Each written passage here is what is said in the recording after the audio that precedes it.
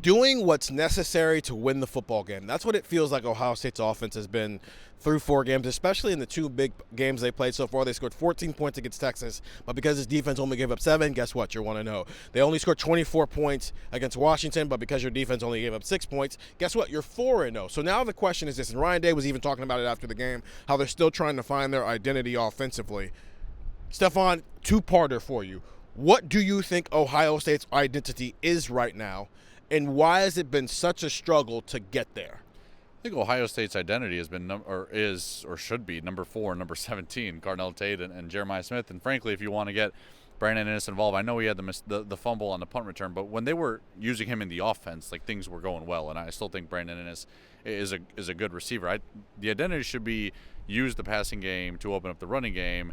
And I think what the struggle is, it kind of seems like they're doing the opposite. I think out of their first 15 plays, 11 were runs. I'm not sure what the math was. I don't know if that was at the end of the first half or that was just at one point in the first half. But I don't know, because it seems so kind of painfully obvious to us. Now, here's the thing, and I talked about this with you guys in the press box of there's 2 sides of this, where one side is Ohio State's goal in game against Texas, game against Washington, right? They're 2, I won't call them matchup games because I don't think Washington is talent equated, but the games where you could reasonably say maybe Ohio State loses this game, Texas and Washington. The number 1 goal Ryan Day said is do whatever it takes to win, and they have accomplished that.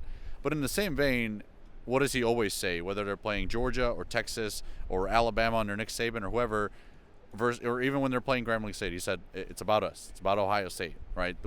It doesn't matter what the opponent's doing, it's what you do. So yes, your goal is to win no matter what. Whatever the game dictates, you win that way and you take it. But your goal is also to be Ohio State. The standard is the standard. Like we always say with Ohio State, the standard is very high, and you got to try to live up to that as close as you can.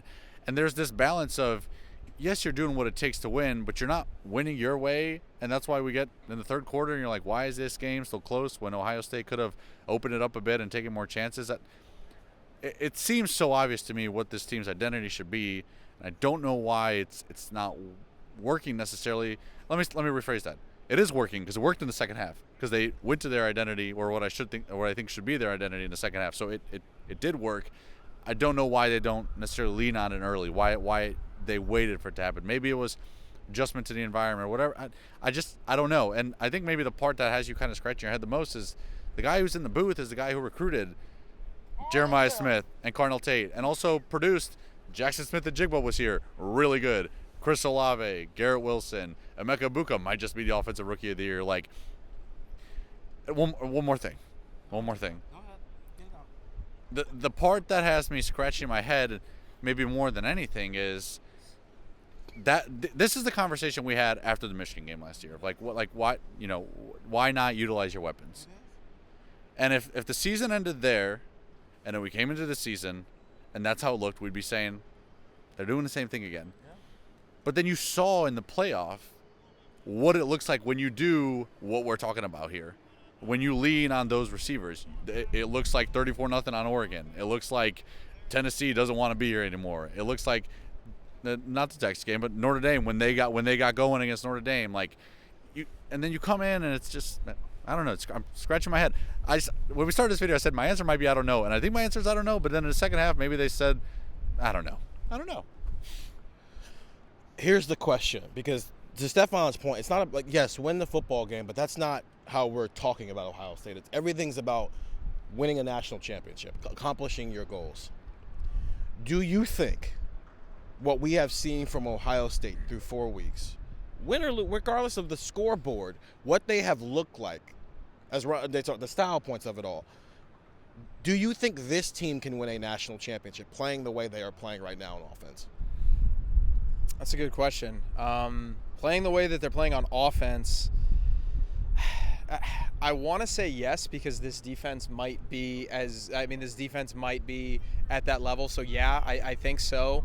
But I think the problem that, and by the way, the reason I was laughing was because when Stefan was like, "Let me one more thing," you were like, "Just get it out." Sounded like a parent like telling their kid who's like sick at the moment, like, "It's okay, buddy, just get it out, just get it out." But I think the reason why I think they've been so conservative today and kind of through this season, because I think it made sense against Texas to some degree, right? Like, okay, like first-time quarterback, number one team in the country. We don't really know. Like, let's see what he can do. And then I think there was an argument as the second half got along. But I think nobody's going to disagree with that first half game plan, at least the first couple of drives to just kind of get your quarterback, get his feet wet. But I think the reason why they've been so conservative today specifically is because it hasn't burned them yet.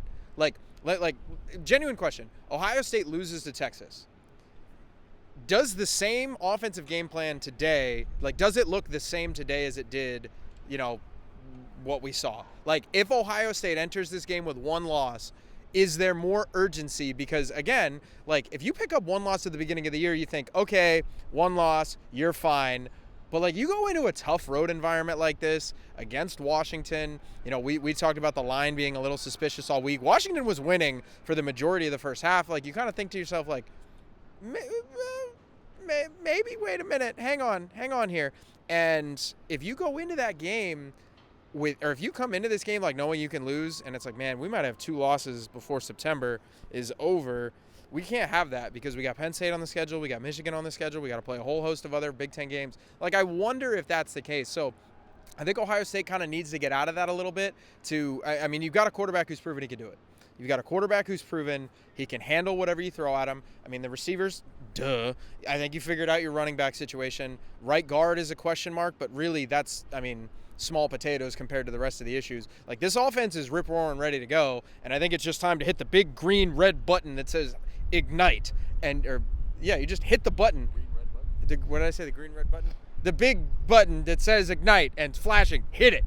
Hit it. Turbo boosters engage. Whatever color it is. I don't care. Christmas colors, whatever. Hit it. Hit engage. Put the boosters going and just take this offense forward because, again, it can be so explosive, and they just haven't tapped into that. And I think it's because it hasn't burned them yet. And I think if it had burned them today, maybe what if they're down 13-0 at halftime? Maybe that just becomes the norm. I don't know. They've got to do it. They've just got to lean into what they're doing. And I'm rambling now, but you have a running back who is incredibly explosive, who might be Travion. You've got a great receiving core. Just hit the big green, red, purple, blue, orange button that says turbo boosters engage and just fire this thing off. Okay, I'm going to try to wrap all this up because both of you sound confused. And that's kind of the point. To answer your question, what if they would have lost week 1? That's the point. Exactly. It's not about it's not about that. Because you're behind the 8 ball then, right? They have said it so many times the last 9 months. The issues are always there, win or lose. Whether somebody's burned you or not, the issues are there. If you have a pimple on your face, you're going to have a pimple on your face, whether it's prom night or it's a random Tuesday and you're just at school.